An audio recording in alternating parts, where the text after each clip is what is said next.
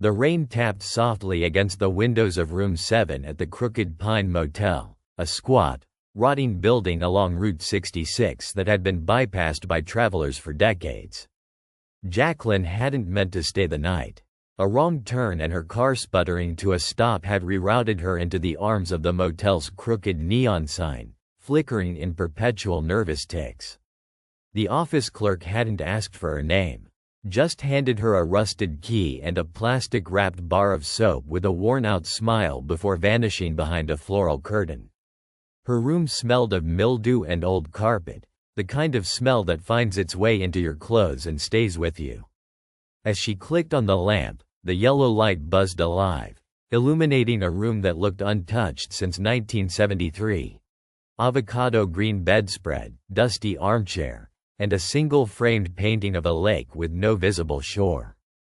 She told herself she'd leave first thing in the morning, but sleep was proving elusive. Her phone had no signal, her car battery was dead, and the television emitted only static. As she lay in bed, she became aware of a strange rhythm beneath the wind and rain, a creaking pattern, like someone pacing just outside her door. In a place this forgotten, paranoia came easy. She sat up and stared at the door, half laughing at herself.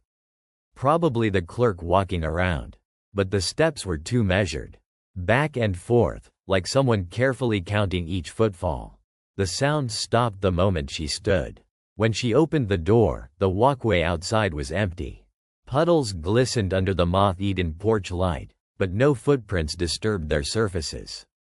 She shut and locked the door, dragged the armchair in front of it more from unease than logic. She eventually dozed off, only to jerk awake at 2:17 a.m., exactly. That was the first strange thing. Not around 2 a.m., but precisely 2:17. Her eyes flew open, her body stiff with fear before her mind could catch up. The room was cold, frozen breath cold, the kind of cold confined to meat lockers and morgues. And then she noticed the painting. It had changed. At least, she thought it had. The lake was the same, the brushwork unchanged, but there was now something dead center in the water. A silhouette, just tall enough to be a man standing chest deep in the lake, head tilted as if staring back at her. She blinked, looked closer. The image was grainy, dulled by the dusty glass, but she could swear the water around the figure was now rippling outward. Trembling, she took the painting off the wall. The back was wood, sealed tight. No digital parts, no motion sensors. Just a frame, a nail, a very old canvas. She pressed her fingers against the figure through the glass. It felt cool, eerily, unnaturally so. Setting the picture down, she backed away as unease twisted deeper into fear.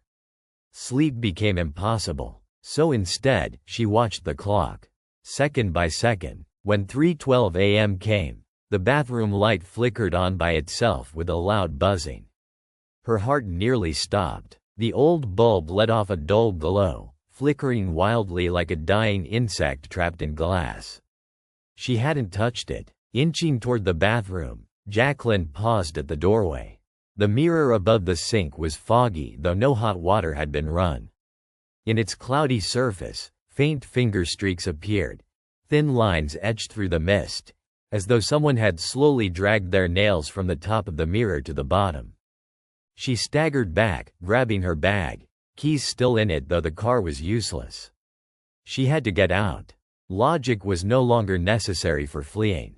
She stormed into the night, shoes slapping against the slick walkway.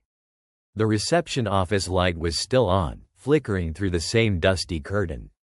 She pushed the door open without knocking, ready to demand answers. The room was empty, completely cleaned out, as if the clerk had never been there.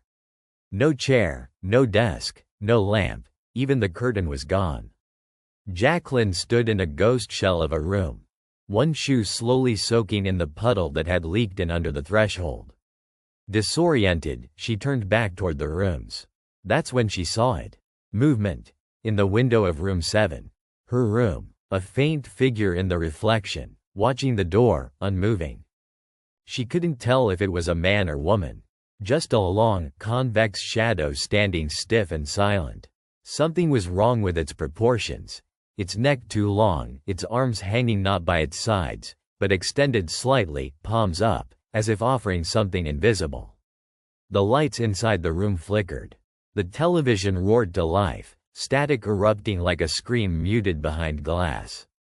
Then it stopped. The figure leaned forward, nearly pressing against the window.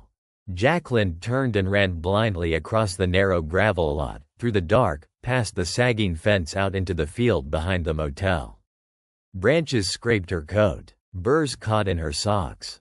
She didn't care. Morning found her curled near a power station 2 miles away, wandering dirt roads until she flagged down a farmer.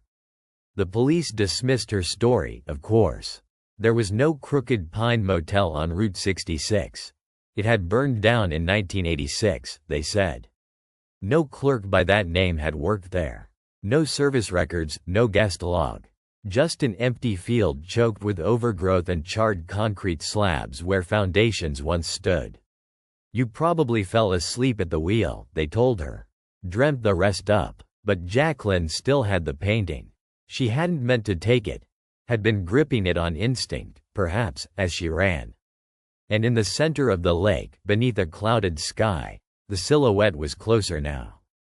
A hand now visible, reaching upward. She stored it in her closet, draped under old towels and coats, but she always knew where it was. Over the next few days, she tried to ignore it.